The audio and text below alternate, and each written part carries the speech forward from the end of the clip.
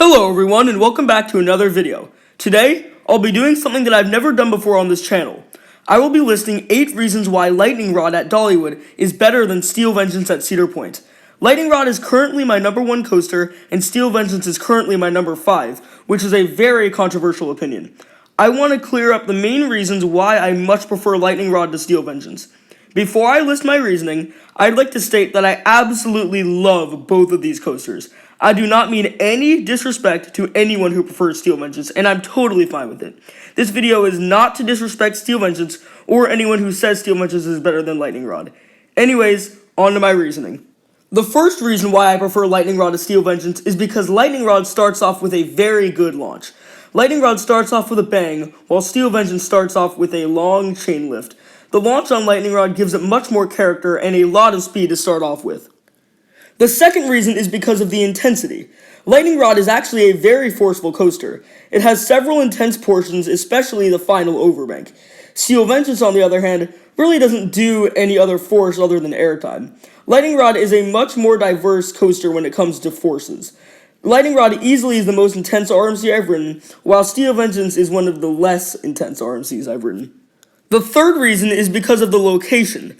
Lightning Rod has an absolutely amazing setting over the mountains. Steel Vengeance also has a nice setting right by Lake Erie, but the main reason why Lightning Rod excels here is because of the way it uses the terrain to its advantage. Lightning Rod has several elements that use its terrain very well, especially the quad down. The fourth reason is because of the out-of-control feeling. Lightning Rod is easily one of the most out-of-control feeling coasters I've ever ridden. Steel Vengeance, on the other hand, doesn't really feel out of control at all. It's one of the less out of control and less intense RMCs I've ridden, while Lightning Rod is by far the most. The fifth reason is theming. Steel Vengeance does have a cool backstory, but it isn't all that well themed. Lightning Rod, on the other hand, has some very good theming. As I said before, I never actually walked through the queue, but even outside the queue there's some good theming. Plus, the theme of hot rod cars itself is pretty cool on its own. The sixth reason is because of pacing. Lightning Rod has some of the best pacing I've ever seen. Sure, it does slow down at the top of the launch a little bit, but that doesn't affect the rest of the ride at all. Steel Vengeance overall does have pretty good pacing, but there is a big flaw with it. Steel Vengeance has a mid-course brake run. When I was there, this mid-course brake run really slowed us down, so the second half of the ride wasn't really at its highest potential. This is why I prefer the first half of Steel Vengeance to the second half. The trims on the mid-course brake run really did slow us down. Lightning Rod absolutely flies through its second half at full speed, and it's awesome.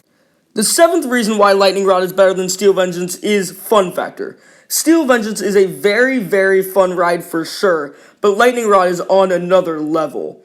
Front row Lightning Rod is so re-rideable and so fun, but back row is so out of control, which makes it easily the most fun coaster I've ever ridden. Also, Lightning Rod is much more rapid fire than Steel Vengeance, which also makes it more fun. The eighth, final, and by far biggest reason why I prefer Lightning Rod to Steel Vengeance is airtime strength. Steel Vengeance is famous for its 27 pure seconds of airtime, which is more than any other coaster. The thing is, how much of that airtime is actually very good? The answer is that Steel Vengeance really only has one moment of good sharp ejector, and that is the lead up into the mid-course brake run. It also has some good sustained flow ejector moments, but most of it is quick pops of floater and flow ejector. Lightning Rod, on the other hand, has easily the strongest and by far best airtime I've ever experienced. Every single airtime moment on the ride is an elite ejector moment.